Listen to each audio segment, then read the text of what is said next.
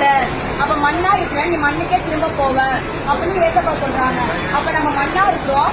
அப்ப வசனம் சொல்லுது, ஒருவர் ஜனத்தினாலும் ஆவியினாலும் பிறவாவிட்டால் தேவனுடைய ராஜ்யத்தை பிரவேசிக்க மாட்டான் என்று மெய்யாகவே சொல்றாங்க.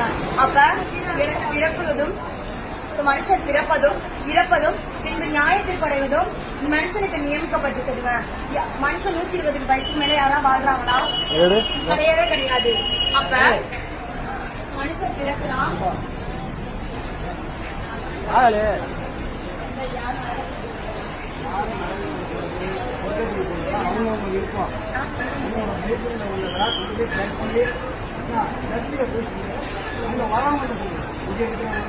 நரகம் இதெல்லாம் கண்டறிந்து யாரும் தெரியாதவங்க கிடையாது.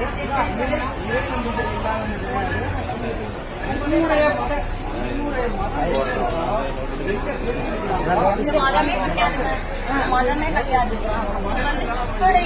அவர் படைச்ச மக்கள் யார் நரகத்துக்கு போயிடுறா, அதுதான் அவருடைய மெயிட்டாக இருக்கு. மண்ணினால மனுஷன் மண்ணா இருக்கிறான். மண்ணினால எங்க படிச்சாரு அதெல்லாம் உங்களுக்கு தேவை. அது எப்படி சொல்ல முடியும்? ஒரு பையன்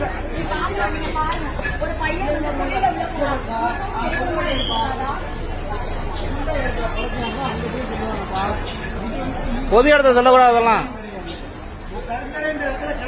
வார்த்தை பூமியை வார்த்தைனால எப்படி படிச்சாங்க சொல்லுங்க? எப்படி படிச்சாங்க சொல்லுங்க? அதை சொல்லுங்க. எப்படி படிச்சாங்க? அது எப்படி? ஏன்னா உங்களுக்கு தெரியல, அதனால சொல்ல தெரியல. ஏன்னா நீங்க ஜீவனமே பாட்டு, அதனால நான் சொல்றேன். எனக்கு தெரியல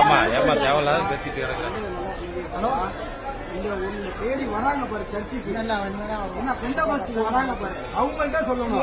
இது மாதிரி பப்ளிக்ல நீ சொல்றது தவறான விஷயம். புரியுதா? பப்ளிக்ல நீங்க கட்டக்கூடாது. உங்களோட ஒண்ணுமே கிடையாது. ஒரு பாவத்திலிருந்து நம்ம விடுதலை யாரும் முடியும்? குடி பிரச்சனை, போதை, கஞ்சா, எந்த விடுதலை யாரும் முடியுமா? எங்க இருக்கா? இங்க வாயா, நீங்க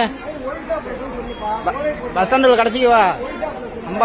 அம்பாள் இருக்குல்ல, அங்க வா. உன்னோட மத வழிபாட்டு தலை எங்க இருக்கோ அங்க போய் சொல்லு. நீ பஸ் ஸ்டாண்ட்ல நீ கத்துறதுக்குலாம் அனுமதி கிடையாது. இங்க அனுமதி கிடையாது. இங்க பேசுறதுக்கு அனுமதி கிடையாது. இங்க எல்லாம் மக்கள் வந்து கத்துக்கிட்டு